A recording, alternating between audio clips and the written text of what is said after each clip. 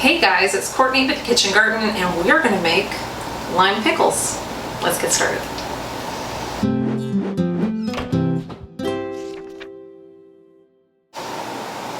Okay, so lime pickles, not lime like the fruit.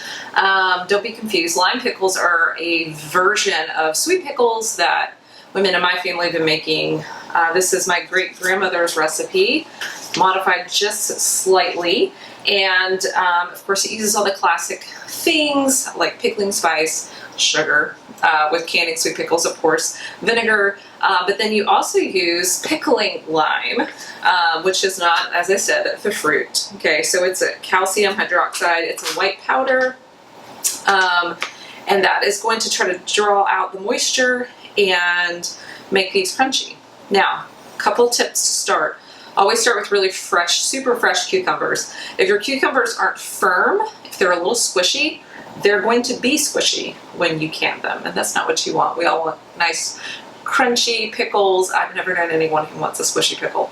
And it's really easy to get squishy pickles. So that's really important. The second thing is that you want to make sure, and we're going to cut these in just a second, that we want to cut the ends off and we're not using those. You never want to use the ends of your cucumbers, that blossom end, okay? So make sure that they're firm, make sure that you're not using the ends. There's multiple ways that you can cut them. If you have a mandolin that has a nice thick blade to it, then by all means, I just cut mine by hand because I just like it that way. I like to have a bit more control. I like a bit of a thicker pickle. So that's going to be the first step, is just to go ahead and prep your cucumbers by washing them really well. I got a bushel of these from a local farmer, so they were a bit gritty and sandy on the outside, which is totally fine. Get yourself a good vegetable brush and really scrub them. There's no need to peel them, just scrub them really well. And so let's get started cutting them. All right, so I just cut mine 2 at a time, cut the ends off, as you can see. Cut the ends off, and we can compost those, and then I just cut 2 at a time. I am not a professional chef, as you can tell, but I'm not going to lose a finger or anything. All right, so we'll fast forward through this. That's not much hard to even use anymore because we don't use VCRs. So you're going to take all your pickles. It's about, I think it's 7 pounds, okay? This is when having a kitchen scale really comes in handy. And you're going to slice all 7 pounds and put them into, I use this enamel coated cast iron pot. I used an aluminum bowl a couple of years ago. Nailed down. And it ended up, the lime ended up discoloring it a little bit. So it was fine. Not anything fancy, but just be aware. Any kind of, sometimes metal things and the aluminum have a bit of a reaction. So we're going to get all these cut up, put into our enamel coated cast iron, and then we'll mix up the lime and we'll keep going. Okay, so the cucumbers are sliced and I put them back in my pot and it's pretty full. I recommend getting as big of a container as you can. This is kind of the biggest I have because that's the lime pickles from 2 days ago that we're going to can in just a little bit. So using what I've got. So my great-grandmother's recipe called for 2 cups of lime, but I found that if I only use 1.5 cups, that's enough and it gets the job done. This stuff is a bit messy and it's very powdery. Woo. And we're going to do just good enough measurements. And I'm mixing it in a pitcher because I'm going to pour it on top of our cucumbers. You can put it in a bowl, especially one that has a spout. There we go. You see the dust? Try not to breathe that in. All right, it is harmless, but you never want to really breathe stuff in. Okay, my husband, when I was making the first batch the other day, he said, "Is that steaming?" I was like, "No, it's just very powdery." So just know that in advance. So it's gonna look milky. I'm trying to get a lot of it to dissolve. What I had happen before when it doesn't really matter about the water side note yet because we're going to add more to it. One time I did mix this in the pot first and then I added the cucumbers to it. And what I found is that the lime settled to the bottom and it was really hard then to make sure that all the cucumbers had come in contact with the lime. So this seems to be the easiest way. This is not milk. Oh, that looks like it. Okay. So we'll pour it on top.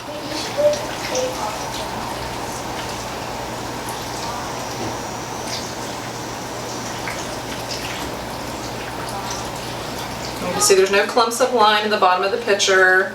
That's good. All right, now I'm just going to fill this up.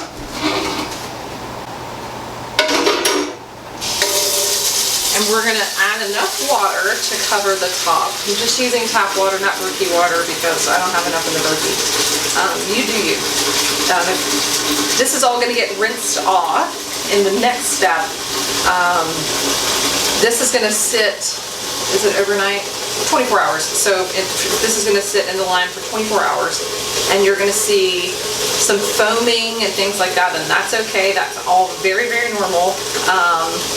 But the cucumbers will then be thoroughly rinsed off afterwards. So just note that. All right, let's see if this is enough. This also gives us a chance to get the residual lime from the bottom of the pitcher. There we go. We want the cucumbers to be covered. Just about there. And I don't weight them down. I mean, I guess I could kind of like you would when you're making kraut or whatever. Got a great sauerkraut recipe, red sauerkraut recipe. If you want to see it, it's below. And this whole recipe is on my website so that you can print it off and have it. So you're not trying to jot things down from this video. That link is also below. So you can already see some of the bubbles starting to form on the top.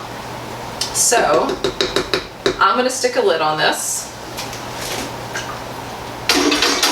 and let it sit for 24 hours and put it there on the back of my stove. I'm going to run some errands and then we're going to come back, and these lime pickles have already been through the rinse. So I'll walk you through that step. So last night these had been sitting for their 24 hours. So I drained them, rinsed them really well in batches because you want all that lime off of it. And I'll put some pictures of that below or in this video. And then once they were rinsed, I laid them out on a cloth to get a little of that extra moisture off. And then they are added to a sugar, vinegar, salt solution, and they sit overnight. There's also some pickling spice in there. So that is the point we're at right now with these pickles. And what happens now is they sit overnight in that sugar, vinegar solution, and then today they're going to be canned. Or you can put them, you can cook the brine down and then just put them in the fridge if you want. But this makes enough for 6 or 7 pints. And I just use my Presto, it's a water bath canning. We'll talk about that in just a little bit, but this is where we are. So it's kind of the magic of TV, and that I just happen to have 2 batches. But so we'll get canning these in just a little bit. Okay, so once you guys have your pickles have sat overnight in the sugar vinegar brine, then they're going to be ready to go. So what we're going to do is, normally I have my strainer basket in here, I lift it out, and I was not smart enough to think about last night. So I'm going to scoop these pickles out. You can also set a strainer inside a bowl and dump it that way, but you want to reserve the liquid that it's sitting in because that is what is going to be the brine for your pickles. So they smell very much like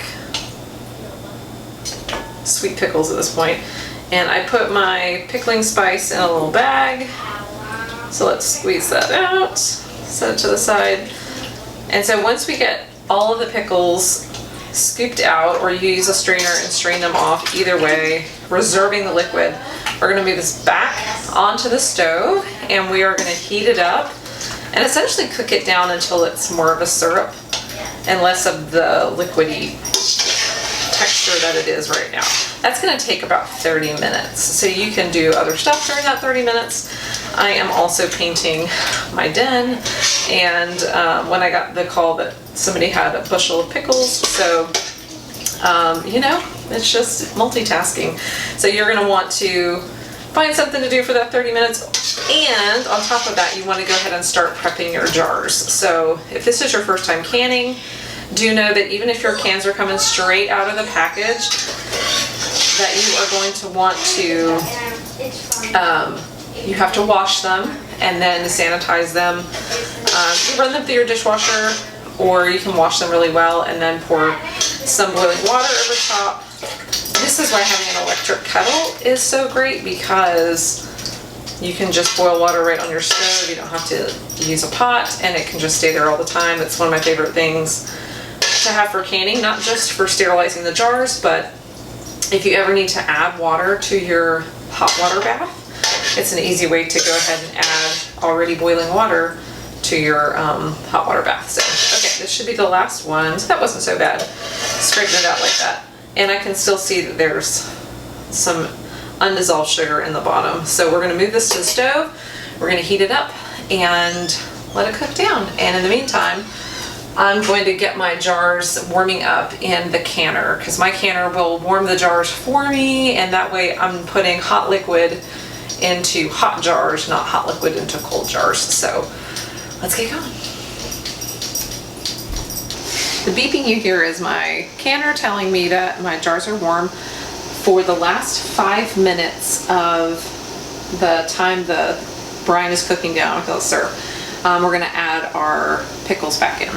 Okay, or cucumbers back in. Don't burn yourselves, and you don't want this stuff splashing up on you.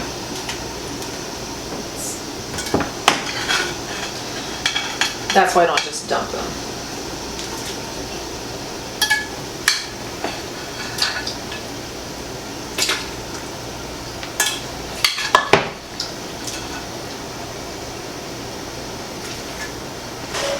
Might be enough in there now that I can pour without it splashing up on me. Perfect.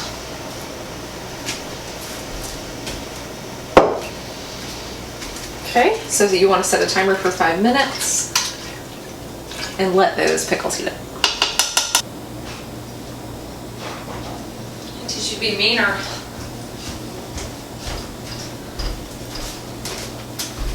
Okay, so the pickles have been in there for 5 minutes. They're nice and hot. My jars are warm straight out of the canner, so I'm gonna bring them over here actually, because we're gonna fill them. So this is a Presto digital pressure canner. So it pressure cans and it water bath cans. I have a little video about how to use it. I bought it mainly for the pressure canning because I don't have a traditional pressure canner that sits on the stove, and to be honest, I've always been a little scared to use one. So this one came up in, like, my husband gets these points with work and gets to order things out of like an online catalog, and this showed up maybe 2 years ago, and so he ordered it for me and I've loved it. I do use it for water bath canning when I am just doing small batches like this one. I think it holds up to 8 pint jars for water bath canning when they're small mouth, and 7 when they're wide mouth. But I just love it because I can walk away from the canner and not worry about it. Okay, so I've got those ready. I've got a ladle and I've got my jar filler, which just sits inside and helps me to not make a mess. I also have my lid lifter. Actually, I'm gonna get a little water out of here to warm up the lids, so they'll be nice and warm. So you want to have warmed lids, your jars warm, a little paper towel. This will be helpful for wiping the rims. And then I have sets of bamboo chopsticks, so I just use this to get the air bubbles out. But let's get started. Okay, so we're gonna take, let's get it closer, a little closer. We're just gonna scoop out, and it's gonna be messy, y'all. Your counter's gonna be sticky. I don't love to have sticky counters. You can clean them right up when you're done though. Okay, and the chopstick comes in handy too for poking those pickles down. Because, as you see, they don't just fall to the bottom. When I did dill pickles yesterday, and I cut those into spears, and they kind of pack in there really nicely, and I was using wide mouth jars. When I'm using regular mouth jars, it's a little trickier. Okay.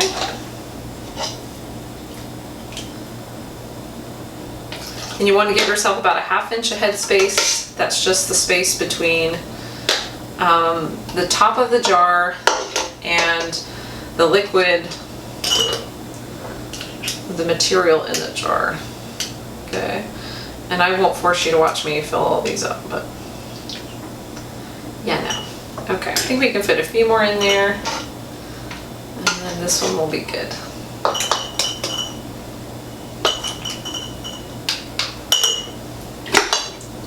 And it's just kind of a trial and error process. There we go. All right, perfect. So they're all underneath the brine. Okay, and I'm trying really hard not to. Some of my cucumbers got soft. I don't know if it was the liming. Usually I don't have this issue, but so some of them got a little soft, so I'm trying not to stick my my chopstick through them. Okay, so I'm going to do the rest of these. I won't make you watch that, and then I'll show you what I do next. Okay, so it's right on the money, literally down to the last slice of having enough cucumbers, pickles for each one. So I'm going to take this, I'm going to dip it in a little of that warm water, and I'm just going to make sure there's none of that sticky syrup. My jar funnel, or my funnel, should have helped with that, but just in case. Nobody wants to go through all this work only to have it not work out. So I keep this side dry. I've got a little lid wand. I think this was $3. It might be the best $3 I've ever spent. And I just dab some of the extra moisture off the lid, and then just place it on.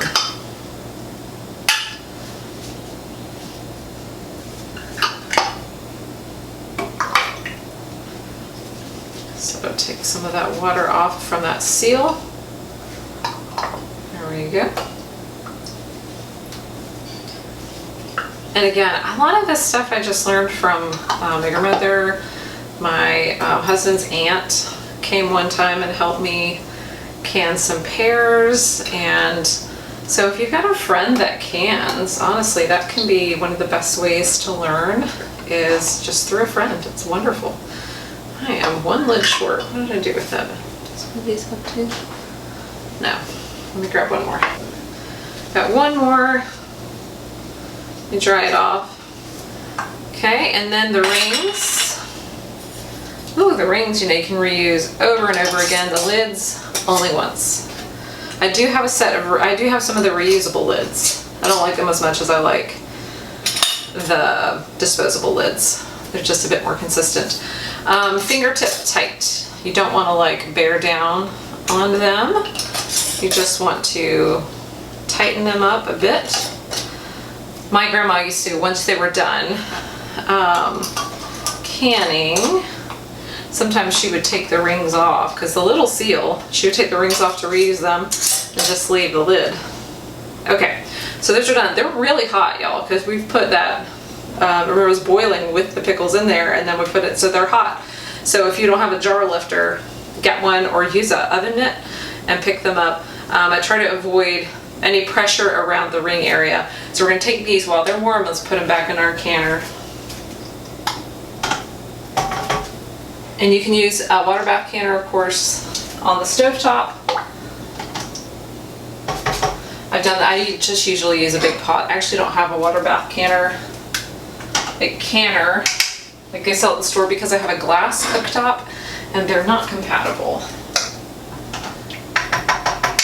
At least that's what the lid says on the canner, so go figure.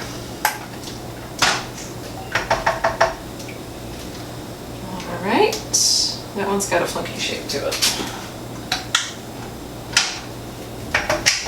And once it's in there, you want to make sure the water level's above the lids, obviously.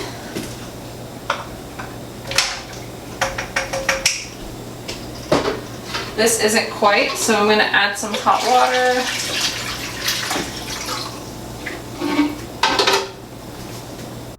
So I've added some hot water to make sure that the lids are covered.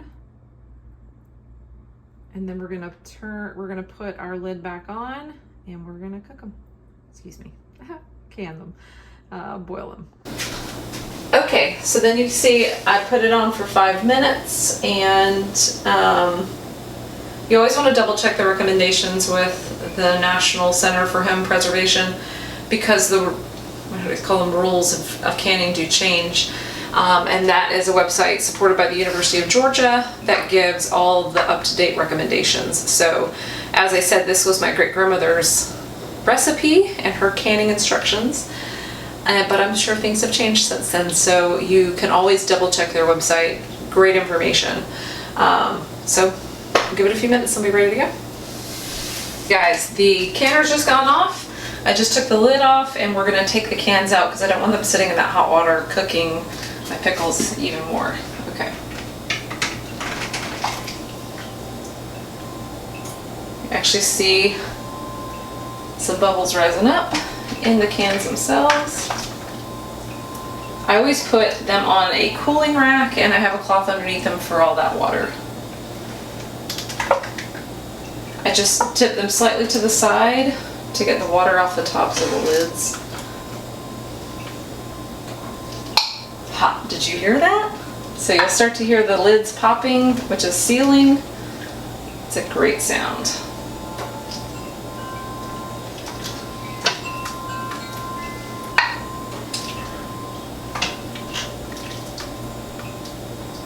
Okay.